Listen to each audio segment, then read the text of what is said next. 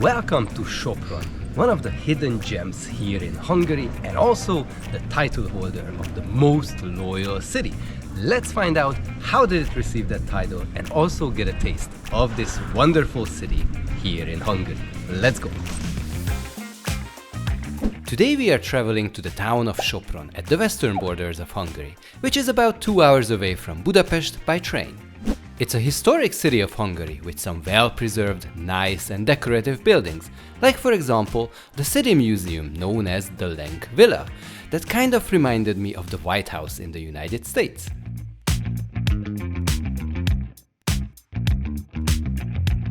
In its peaceful garden, you can observe some gorgeous gravestones of wealthy families from the late evangelical cemetery the city had.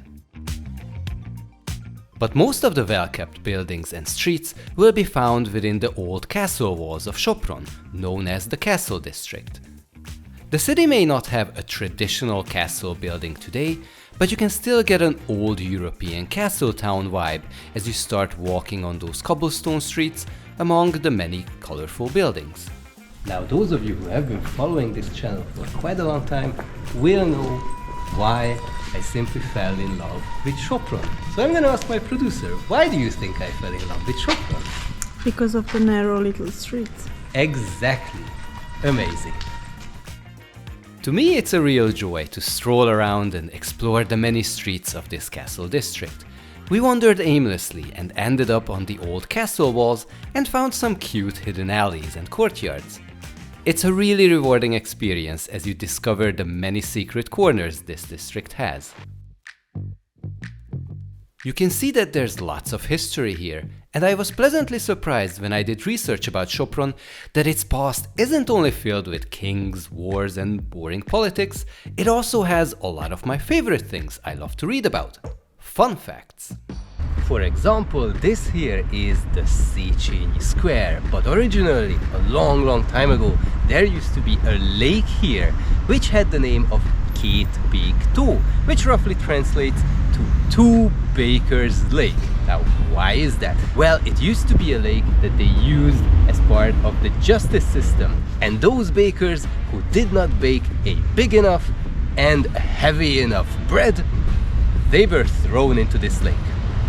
Maybe there were only two who made such a big crime.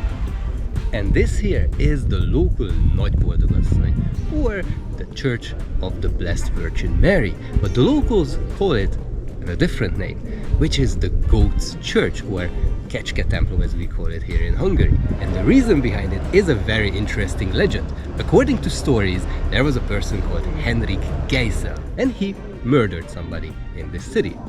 Then after this, they were actually searching for him and he fled somewhere to the Austrian side of the borders, and his family paid off the local church here so that, they will just forget about his crimes. They used that money to extend and maintain this temple here, and you can see a goat on the gate there because Geisel's family had a crest, and that crest featured a goat. And this is how they remember the time when they got a lot of money to forget a very serious crime.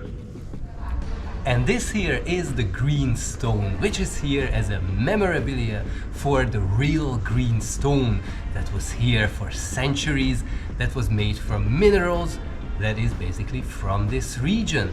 That stone and this one welcomes people who come here to the castle district of Sopron, and according to legends, if you don't find this, you cannot claim anywhere that you've been to Sopron, because you haven't been to Sopron if you haven't found this one yet. We will not tell you where it is, but if you think about the castle wall, you might be able to find it. This here is the Painter's Alley, because apparently back in the day, those who had the job to paint or dye textiles and clothes blue used this very alleyway to take their product to a storehouse here where those products had to dry. This still exists and bears the name of Painter's Alley. One of the most iconic buildings in the city is the old fire tower, which had many different forms over its history and has been standing here since the 13th century. You can walk up to the top of the tower, however just mind that there are no elevators and the narrow staircase may be a bit claustrophobic, but if you do climb the 58-meter tall tower, you'll be greeted by some amazing views of the city and the nearby mountains.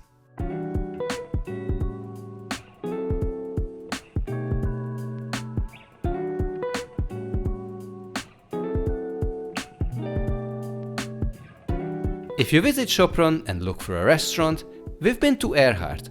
It's close to the castle district and we had a really pleasant time there and, of course, excellent food, so we can easily recommend it for you as well.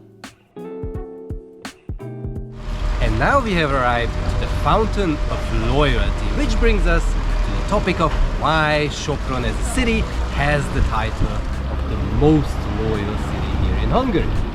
After World War I, the Austro-Hungarian Empire was dissolved and new borders were drawn. As the ethnic map of the empire wasn't that clear-cut, unfortunately many nationalities ended up on the wrong side of the border. If you look at Sopron, you can see that it kinda sticks out from Hungary, and that is because it was originally assigned to be part of Austria.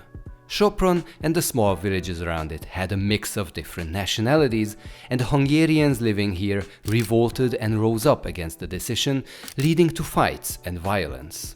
After negotiations that happened in Venice between the Hungarian and the Austrian government, the Austrian side agreed to allow a vote on where the region wishes to belong. As the city of Sopron overwhelmingly voted to belong to Hungary, the borders were revised. When the decision was made into law, the city has also received the title of Civitas Fidelissima, meaning most loyal city. But the city's history and proximity with Austria can still be felt as you explore the streets, as almost all the signs show the German name of these streets as well. Before closing the day, we wanted to visit a local wine shop, because even though other wine regions in Hungary are more famous, Sopron is also part of its own wine region, one that has history with wine even before Roman times. In the past several years, the local wine industry went through improvements and growth, and the local red Blaufränkisch wines are well regarded amongst wine enthusiasts like myself. We got wine! I've been to Sopron many years ago, but I didn't remember most of it before our visit, and I certainly didn't think the city would blow me away so much.